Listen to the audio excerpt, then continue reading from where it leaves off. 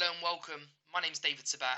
In this demonstration, I'm going to be walking you through the complex case and outbreak management solution for Dynamics 365. We've recently ran some webinars, and in there we showcase some of the features that this tool has to offer. Since then, we've made some adjustments while working with some of our customers. So this is going to walk you through two scenarios, show you some of the key features that this solution includes, and give you a good understanding of what this solution can do for you. Before I move into a demonstration of the system, I want to highlight some of the key components that build this solution. So the tool itself is Dynamics 365 Customer Service. And what we've got is a ready-to-go solution that can be implemented within a short space of time to get you up and running and manage outbreaks and the complexities that are tied in with that. You're obviously going to be capturing lots of data around the outbreak, as well as contacts, as well as localities, settings, all those bits and pieces you're going to be capturing within the system. Security, obviously it's built on the Microsoft cloud technology, so security is at heart. Uh, Keeping your data safe and making sure that the right people can access the right information as you see fit. You've got reporting and analytics, so when you want to drill down into that vast amount of information that you're capturing, you can easily do that with out of the box functionality, which we're going to touch on today. And obviously you've got the scalability, so you can easily extend the functionality to other applications that Microsoft offers at a click of a button.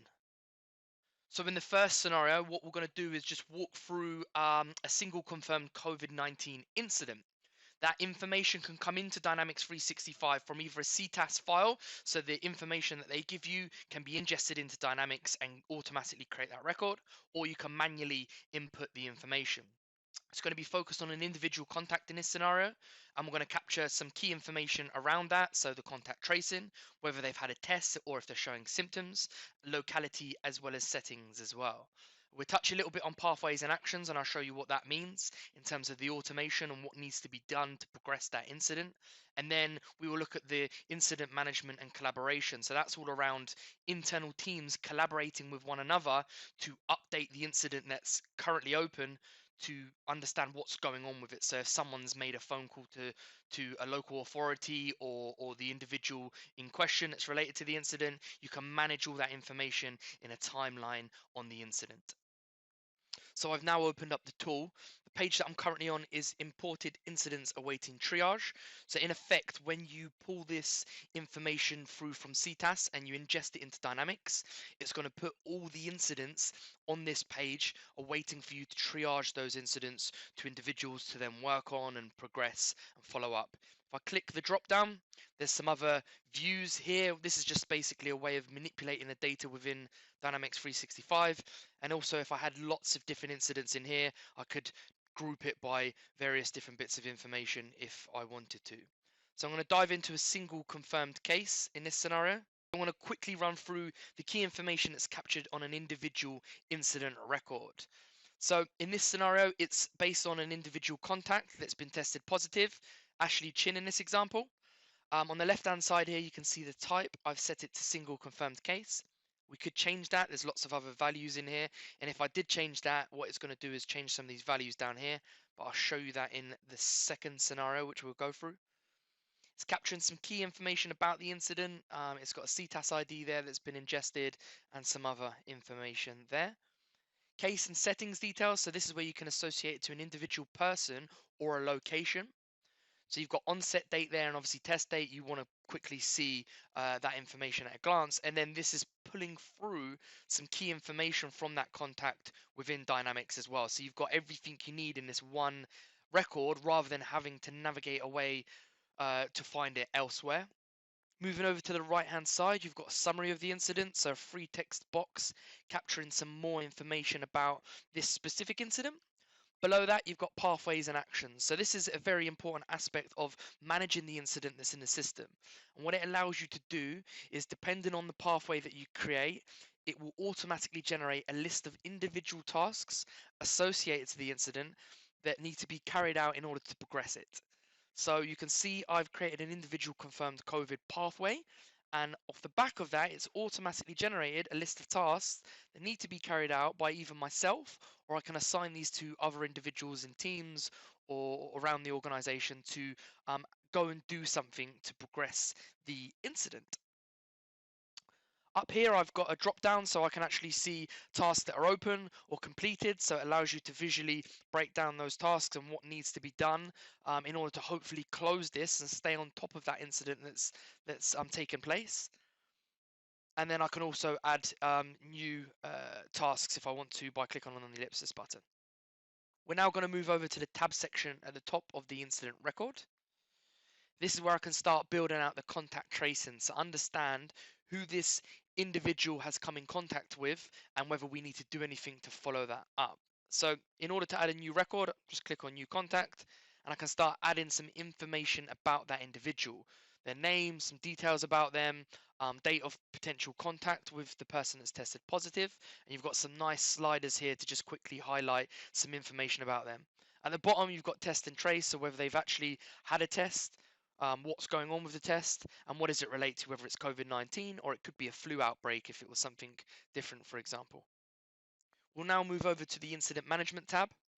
And this shows the tasks that are associated to the incident. So from the pathways that we select and we generate, those automatic tasks that are associated to it, and you can see from the summary section, you can also see in this incident management section. So this is where you will ideally collaborate with individuals or teams across your organization to understand what's happening with this incident. So if you've spoken to someone or you've done something, you can post all of the updates in this area, and everyone that accesses the incident will be able to see that information at a glance. So you can add documents, you can add some information, you can also click on the plus icon and add some additional activities if you wanted to.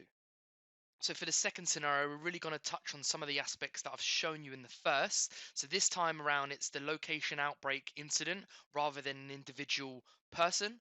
So we're going to look at some of the information around that, what the form looks like. We're going to then close the incident and finalize things with the dashboards.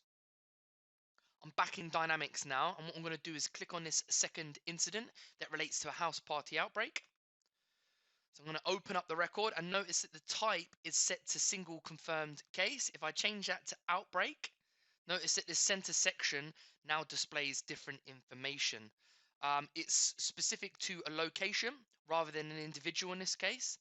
And if I double click on David's house, it's going to take me to that record in the system where I can see some information about that location. So I can see a setting name, I can see a type that it's related to, I can also see address and some other settings in here. I can also see at a glance other incidents that are related to this location. So you get that 360 picture of exactly what's happening directly from this record. Moving back to the incident, you can see that it's capturing the same information as the first scenario that we gave you. The only difference is the type. So because I've selected outbreak as the type, it's then hid some of the fields in the center section and displayed fields that relate to the locality. So this is the location rather than an individual there. You can see on the right hand side the pathway and action section. We've selected house gathering, and that's generated some tasks that relate to that particular pathway.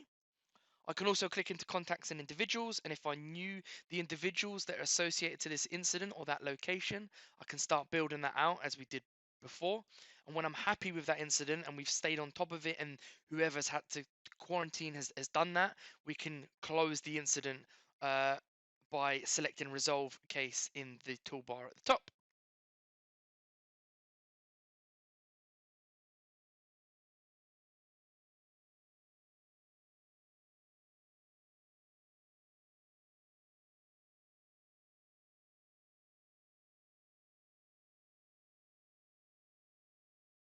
And to finalize things, I just want to show you the dashboard section. So I'm going to click into dashboards on the left hand side here.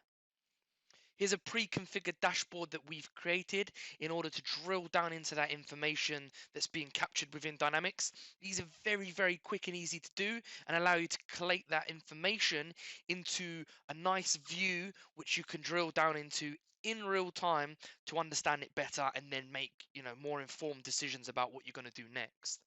So on the left hand side here, you've got incidents by owner, you've got incidents by type, incidents by created on, and a new one we've added by incidents by onset date.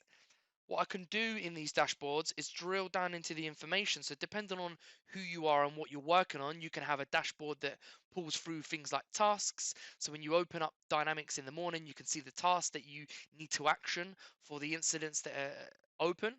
In this scenario, I'm just going to open up the records that are on these active incidents by type, and then I can drill down into this information to see the incidents that are associated to these sections of the pie chart.